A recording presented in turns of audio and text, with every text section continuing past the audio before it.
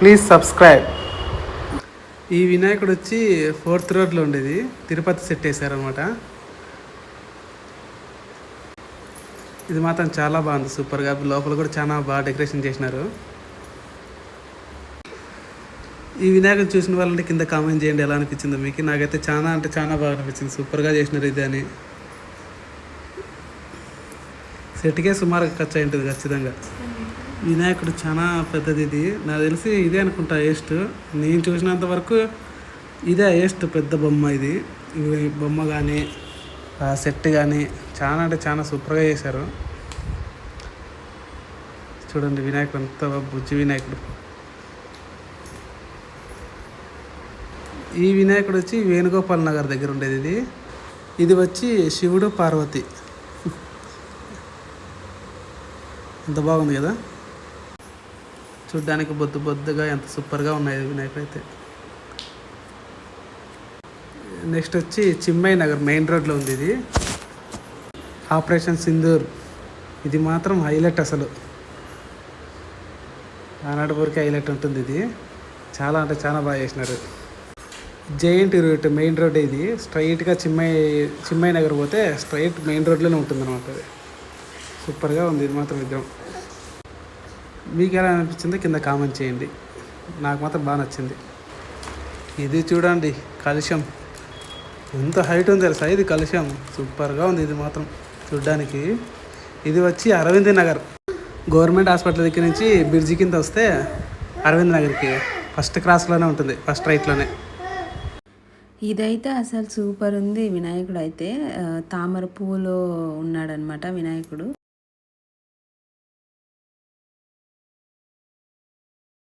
అక్కడ రాసినారనమాట, ఒక వెండి తామర పువ్వు 100 రూపాయలు అని. అది ఎందుకు రాసినారో మేము అడుగుదాం అనుకుంటే అక్కడ ఎవరు లేకపోయిండే, దానికి సంబంధించిన వాళ్ళు ఎవరు లేకపోయిండే. ఇది వచ్చేసి మా ఏరియాలోనే జీసస్ నగర్లో. అసలు ఇదేంటంటే లడ్డూనే శివలింగంగా మార్చినారు వాళ్ళు. ఆ లడ్డు అంతా సెట్ చేసి లింగంలాగా సెట్ చేసి దానికి కిరీటం పెట్టినారు. అసలు వీళ్ళ ఐడియాకి నేనైతే అసలు మైండ్ బ్లోయింగ్. నాకైతే ఎట్లా చేసినారు, అసలు ఎంత బాగా చేసినారు.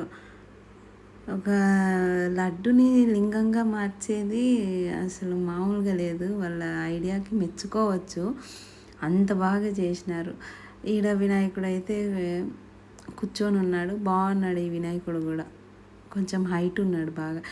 మేము వెళ్ళిన తర్వాత అక్కడ పిల్లలు ఉండే అనమాట, పెద్దలు ఎవరు లేకపోయిండ్రి. పిల్లలు ఎంత బాగా అక్క నేనేసా అక్క హారతి తీసుకో అని పిల్లలకి అదొక ముచ్చట. చిన్నపిల్లలుగా ఈవెన్ మనం కూడా అంతే అట్లే చేసింటాము. నాకైతే గుర్తుకు లేదు అంతగా ఏమి.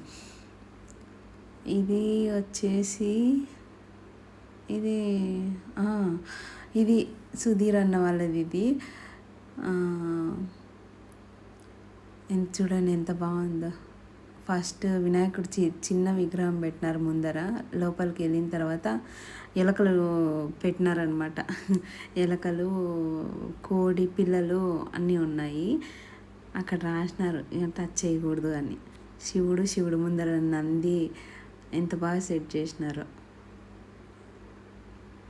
మేము యాక్చువల్లీ వినాయక చవితి రోజు వెళ్ళలేదు. ఇది తర్వాత నెక్స్ట్ డే వెళ్ళామన్నమాట. థర్డ్ డే వెళ్ళాము.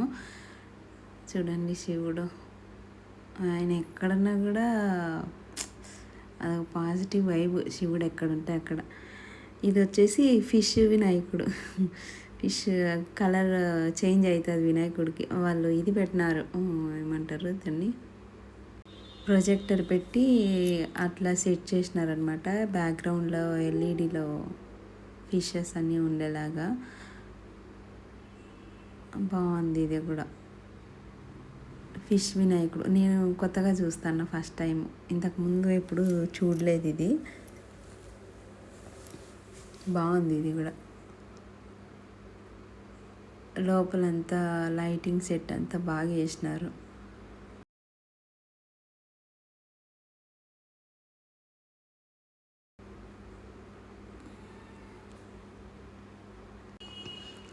ఇది వినాయకుడు వాళ్ళ నాన్నకి అభిషేకం చేస్తున్నాడు. ఇది కమలానగర్లోనే. ఇది కూడా ముందర చిన్న వినాయకుడు ఎంత బాగున్నాడు చూడండి.